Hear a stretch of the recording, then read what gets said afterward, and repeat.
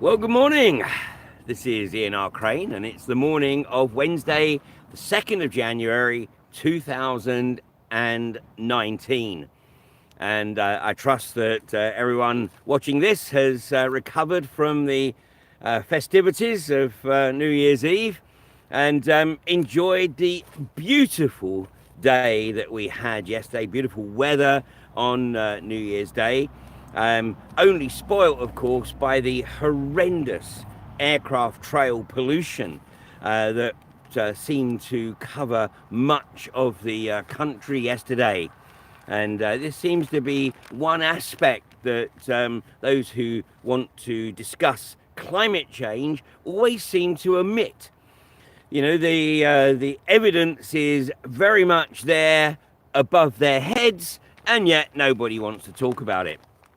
But anyway, enough of that. We'll save that one for another time. Well, the title of this morning's broadcast is 2019 Embracing the Chaos. And, one of the things that I think is becoming increasingly evident is that the vast majority of people in the UK now no longer trust the lamestream media, and the BBC has become as much of a joke as Pravda and Russian TV was back in the latter days of the Soviet Union. One of the sad things was that a few years ago, a Russian emigre into the UK told me that, what was so sad about England was that they, having come from Russia, could see the lies and the deception of the British media, just as they could see the lies and the deception of the Russian media back in the Gorbachev days.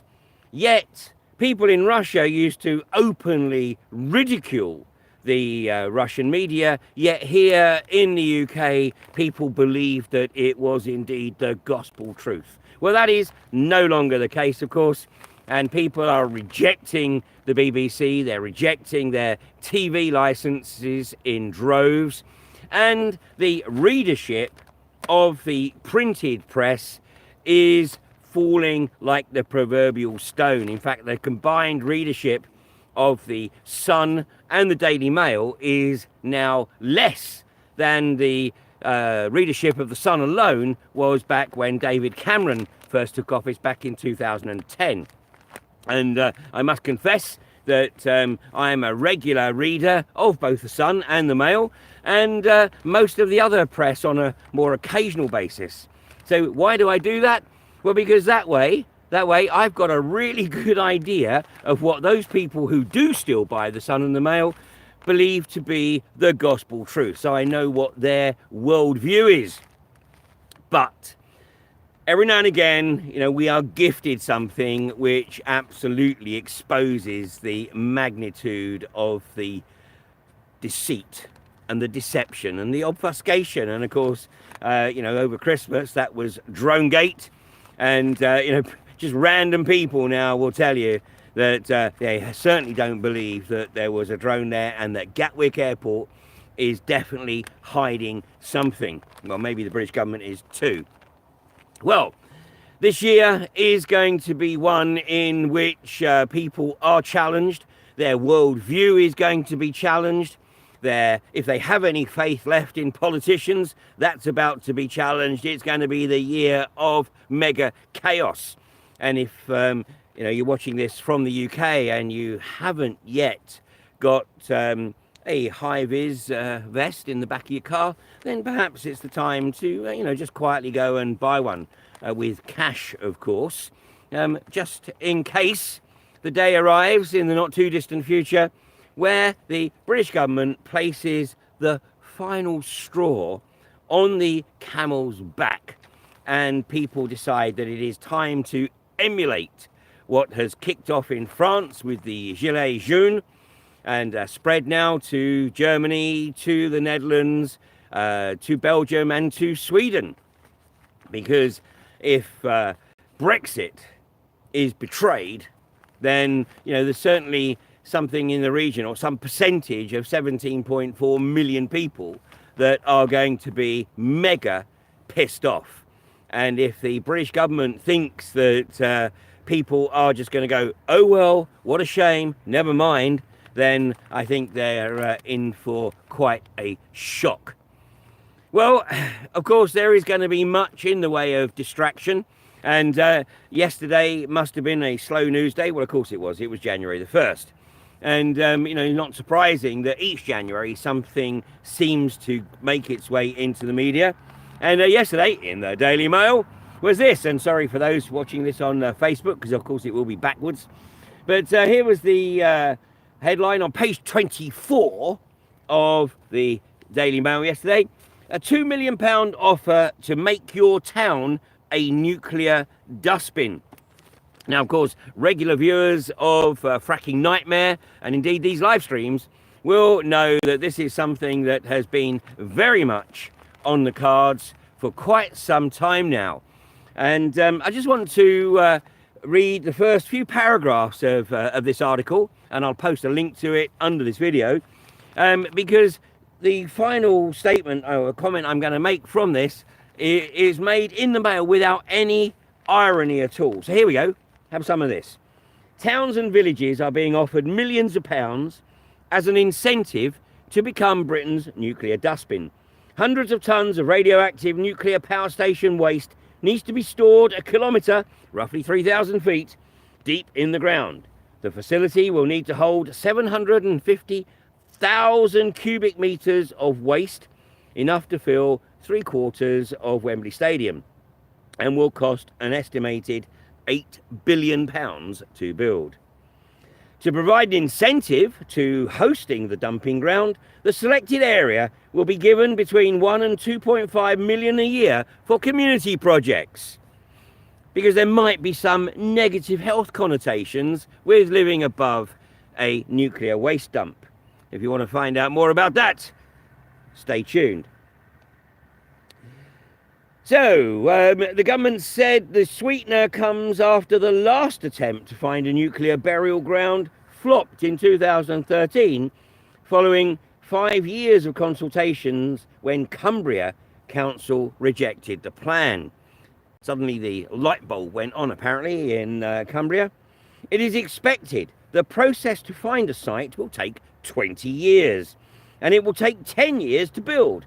It will then, listen carefully, it will then need to remain safe for up to 200,000 years. 200,000 years. In the new scheme, rather than a council deciding, a final decision will rest on a local referendum, because that is a lot easier to falsify. Oh, it doesn't say that, but it might as well have done. But 200,000 years. So let's just put that in perspective. If you take the orthodox view of when the pyramids were built, they were built something in the region of about 3,500 years ago. Yet we have no idea what technology was used to build them, and we have no real idea what their purpose was. Of course, the orthodoxy says that they were a burial chamber, yet there has never been a single piece of evidence to suggest that the pyramids were used for the purposes of burial. Even if you take into account the non-orthodox view of the pyramids, in which case they are significantly older and maybe as much as 35,000 years old, yet we still have no idea what the purpose was, or who built them, or what the technology was. So 200,000 years is either what is that 60 times longer than the pyramids were built according to orthodoxy, or 6 times beyond the time if you take the longer view. So 200,000 years. The first onshore oil wells were drilled in this country in the early part of the 20th century, in fact during the First World War. Yet, so just barely 100 years ago, and yet some of those wells, we don't actually know where they are, And the ones that we do know where they are, we don't actually know who's responsible for them anymore. And yet, for 200,000 years, a nuclear dumping facility is expected to remain safe. Now, why are they going to, they know it's going to take a long time. Why are they going to take sort of 20 years to take it? Was because what they're hoping is that in 20 years' time, the whole of society has been so dumbed down and there's some kind of social credit scheme in place where communities are effectively falling over each other to line up to take these facilities. Well, the irony is, of course, that quite possibly and arguably the best geology for dumping things like nuclear waste is actually in the clay basin under London. But of course, the likelihood of nuclear waste being dumped under London is slim to none. So they're going to look for some other part of the country, the desolate north, to try and get this in place. Well, we have discussed this before, and in fact, as long ago as 2015, episode 72 of Fracking Nightmare looked at this issue in some considerable depth.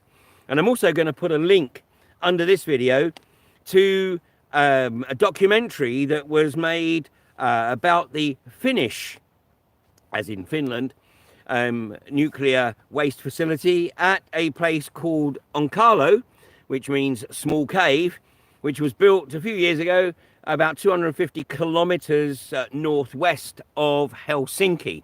And in that, you'll see the scientists struggling to keep a straight face when they say that the facility is expected to last something in the region of 100,000 years.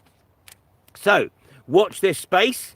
Of course, the British government and the nuclear industry has had a number of years now to state categorically that what I'm suggesting here is never going to happen, that it's just a rampant conspiracy theory.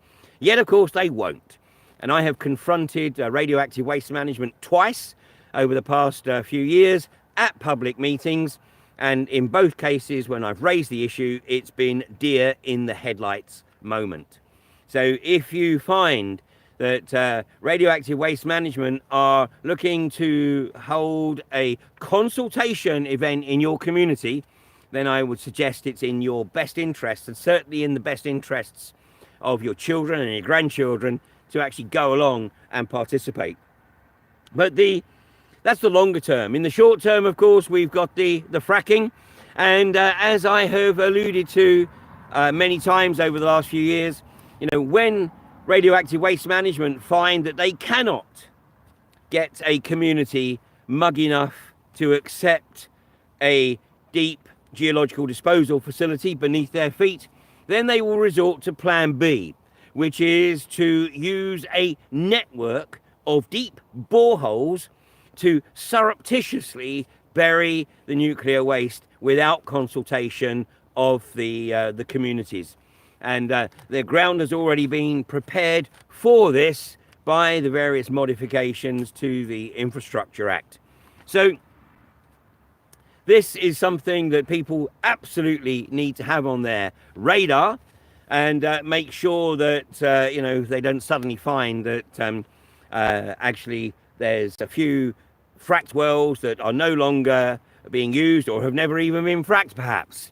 And these are now candidates for the companies that still have these wells to rent them out to the British government for the next 200,000 years for the disposal of toxic nuclear waste.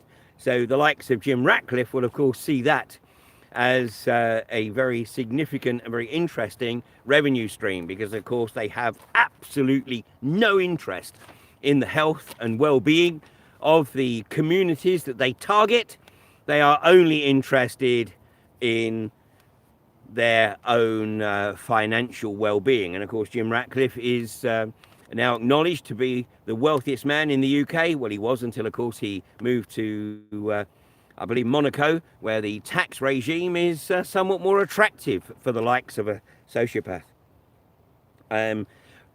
So we've got this whole issue starting to fall into place. The pieces of the jigsaw are starting to come together. And even those who have their heads buried deepest in the sand, surely when they come out and take a peek, must be starting to realize that basically if they don't start to participate in what's occurring, then things are not going to necessarily get too much better. So much of the chaos is brought about, of course, by absolutely piss poor, pathetic journalism. Once upon a time, the mantra for journalists was always to check your sources, to make sure that you had at least 2 independent sources to corroborate any story that you put out. That, of course, is no longer required. And the moment a journalist, gets a missive from a government department, they simply cut and paste, and out into the media it goes. And of course, this is why people are turning away from the mainstream media and starting to get their news and their information from multiple sources. And that is where the role of the alternative media comes into play. So if you're not doing it already, then I would absolutely recommend, of course, UK Column, which broadcasts a lunchtime news program at 1 o'clock on Mondays, Wednesdays and Fridays, and 21st Century Wire, which broadcasts on Sunday evenings, but also puts out some truly outstanding and exceptional articles during the rest of the week on their website, 21st Century Wire, and I'll put the links to those under this page. In the short term, probably the greatest challenge that we've got, of course, is to ram home the final nail in the coffin of the unconventional gas industry, i.e. fracking. It's not looking too good for them, but communities are on that now. And we can't take the foot off the gas, as it were, no pun intended. But the industry is certainly on its last legs. There's no possibility of it actually ever gaining any serious traction.